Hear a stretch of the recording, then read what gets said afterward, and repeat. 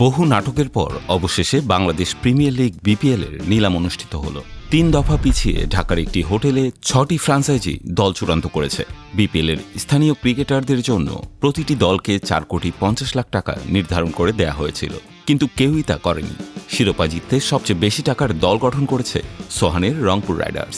১২ cricketer নিয়ে সর্বোচ্চ ৪,১৬,০০,০০০ টাকা খরচ করছে শিরোপা প্রত্যাশী দলটি। নিলামে দ্বিতীয় সর্বোচ্চ টাকা খরচ করেছে চট্টগ্রাম রয়্যালস। তারা খরচ করেছে ৩,৮৭,০০,০০০ টাকা। এর মধ্যে প্রথম ডাকে মোহাম্মদ নাঈমকে কিনতেই ১,১০,০০,০০০ টাকা খরচ করেছে ফ্র্যাঞ্চাইজিটি। সবচেয়ে বেশি ১৩ ক্রিকেটার নেয়া রাজশাহী ওয়ারিয়র্সের খরচ হয়েছে ৩,৮১,০০,০০০ টাকা। তবে নিলামে সবচেয়ে কম টাকা খরচ করেছে নবাগত নোয়াখালী এক্সপ্রেস।